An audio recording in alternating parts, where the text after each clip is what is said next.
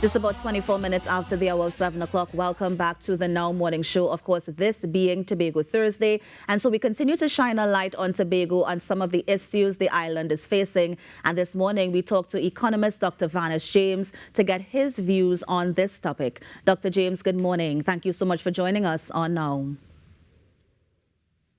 Morning. Hi, Dr. James. Good morning.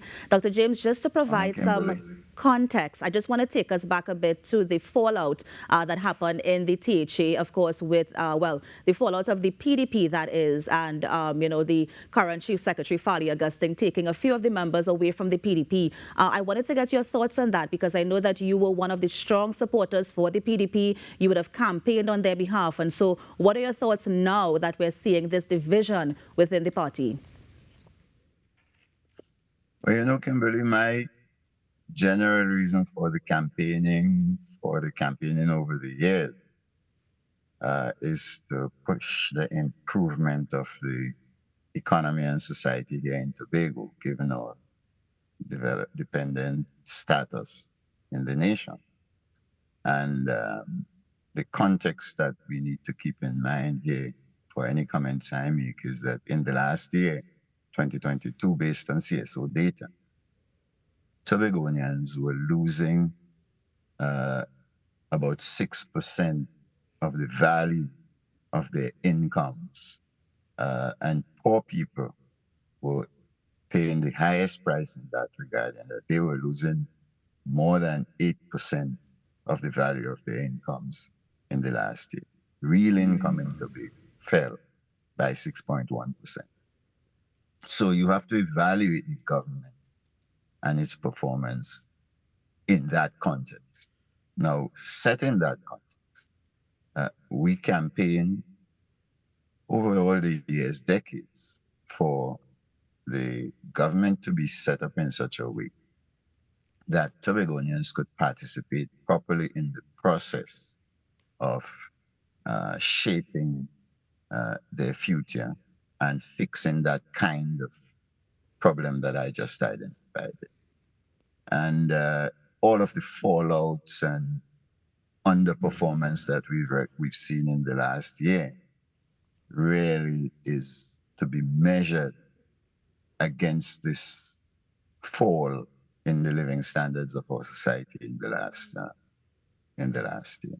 It's very disturbing that you have a government that is failing to keep the commitment to get the people involved, and instead is getting itself into all of this mess, self-destruction, and what one might best call commerce, political commerce, getting itself into the political gutter, while the business of the people is being left unaddressed.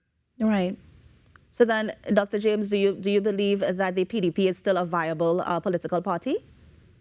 I don't think so. Well, the PDP is not a viable political party now, for sure. But even the group that remains, the 13 that remains out of the breakup of the PDP, is not a viable political offering to the people of Tobago today because of the way they've conducted themselves and the way they've done the business of the people of Tobago, because of the failure to keep the main promises we made on the platform. Well, the group of people, Don't forget here, Kimberly, that we made those commitments right? because we saw that it was necessary to remove the PNM from office for failing to do precisely those things we committed. But so then my follow-up question to you, Dr. James, will be the Fali, the Chief Secretary, and a bunch of people now would have formed the Tobago's People Party. And so my question to you is, a lot of people have been calling for them to go back to the polls. So then should this new party go back to the polls and run under that ticket, or do we need to look at THA as a whole in terms of how that government is running the affairs of the island? Well, the people are right to call for the government to go back to the polls, for Tobago to go back to the polls. But Tobago needs to care for its own business properly. And in order to do that, what we really ought to do is change the structure of the government in Tobago. So no government could behave like this one, and no government could behave like the PNM in the past, or like any of the Tobago governments in the past for that matter. What we need is to fix the design so that there is adequate oversight of the Executive Council by the people of Tobago. We need to establish proper, strong oversight committees in the THA that could investigate, monitor, evaluate the performance of the Chief Secretary and, as a consequence, the performance of the whole Executive Council. As Yeah. it stands now, the Chief Secretary could evaluate the performance of the secretaries, but there is no mechanism to evaluate the performance of the Chief Secretary and take action accordingly Mm. unless you go to the polls. Now, that's inefficient government and it has not served Tobago well over the last 43 years, and it needs to be changed. So we should go back to the polls and remove this government. But before we do that, we should move speedily to reform the THA to ensure good governance and the rule of law in Tobago. All right. And as it relates to the THA, because I'm also hearing that yes, we should go back to the polls, but we should also change that structure. How will that fit into the island seeking autonomy? Because I know that a lot of people have been saying that Tobago needs the authority to govern its own affairs. And so how will that play into the autonomy that the island is seeking? But what I just said there is what autonomy really means, because what autonomy, what Tobago needs, and Trinidad, may I point out, is a capacity to adjust the law in relation to the performance of the Executive Council. So if, as it is now in Tobago, we can't really make any law, because whatever we try to make, we have to send to Port of Spain. They will not really understand much of anything you propose in any law out of Tobago. But if you have a THA that is capable of making law to instruct the Executive Council appropriately, then what that would mean is that monitoring and evaluation will have a point, will have meaning, substance. What it would mean is the oversight committees would be able to consider what the Executive Council is doing, make Interesting. law, Yeah.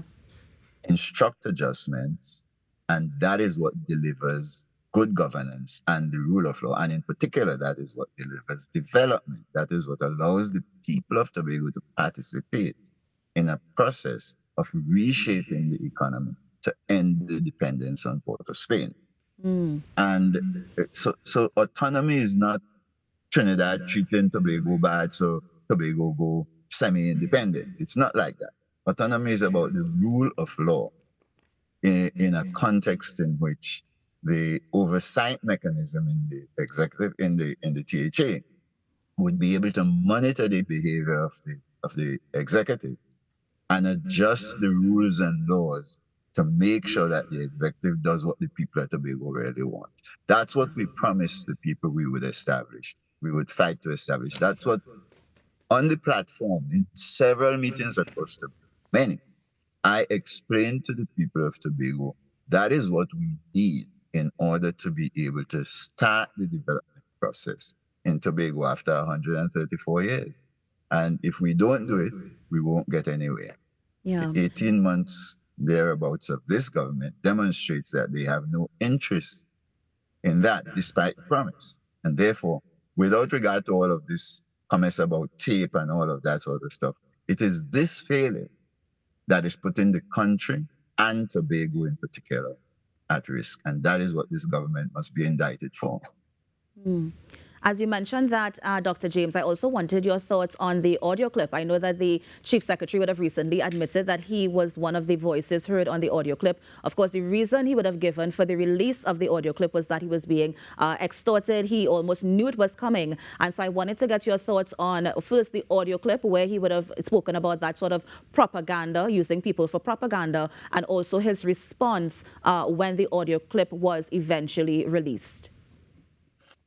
Well, it's the same problem, isn't it? If the chief secretary knows that there is oversight, there is there exists a set of committees in the THA that is monitoring the behavior of the executive council and monitoring his behavior. then he would be very careful with respect to matters like what you see in the tape, or matters like the behavior with respect to the EMA, or matters like the behavior with respect to the licensing office or contracting, or any of those things. Because the legislators of the people of Tobago, the majority of the members of the THE, would be there to do that monitoring, to assess whatever is being done, and to say, Chief Sec, in the Parliament, not in the court of public opinion alone, in the Parliament, would be able to say, this whistleblower has provided us evidence that this is not so. We're going to make the law and change the law to tell you you can't do that anymore. So all of the story about the propaganda and what have you, all of that would be dealt with effectively by a properly constituted parliament. All of that behavior by any executive, not just this executive, would be forestalled by having in place the power to monitor and police the executive council. The Yeah. enemy in democracy throughout history has always been the executive that has authoritarian power in its hands. And we need to deal with all of this matter of the tape and all of that by establishing the structures of good governance in Tobago once and for all. So this is not about Farley being a devil. It's about the people of Tobago minding their own business, and the people of the nation minding our business in such a way that we would prevent any executive, not just Farley's executive, any executive, from abusing power. In Trinidad, we don't have that capability now to supervise the work of Yeah. Dr. Rowley and his team. Now, Dr. You James, are in the unfortunately, I same have to cut position in as here. Tobago, Dr. and James, it you hearing needs to me? be fixed here and Dr. there. James, hello? Dr. James, unfortunately, I have to cut in here only because we have about 2 more minutes left. And I just wanted to get your thoughts in terms of what are some of the sectors you believe can be addressed or even improved. And I say that because I know you did a recent interview where you were asking for education reform. And so we have about 1 minute and 30 seconds left. Tell us how you think Tobago can go about getting that education reform as we look at how modern and advanced the world is getting as it relates to technology. Okay, well, just very quickly, if we had an education committee in place to oversee the work of the Division of Education, one of the things we would be doing right now is take account of the emergence of disruptive capabilities in technology, ChatGPT and those kinds of things for the teaching services. And we would begin to address the absence in Tobago today of skill-focused education. Our education is the old traditional academic education. It's not doing Tobago any good. We need to do an urgent reform in that arena as the basis for starting the development process in Tobago. That's a matter of urgency in my view. Nice. Dr. James, let me thank you so much for joining us this morning. Appreciate you keeping it brief only because we're out of time, but I know that you are no stranger to us here. And so we're going to have you back in soon to further discuss some of the development on the island. So thank you so much for joining us. Thanks a lot, Kimberly. Have a good one. Have a nice day. You too. And that was economist Dr. Vaness James just giving us an overview on some of the issues that's facing the country and how they can move forward, not just with autonomy, but the development of certain sectors. On the Now Morning Show, we're going to take a break and be right back. Stay with us.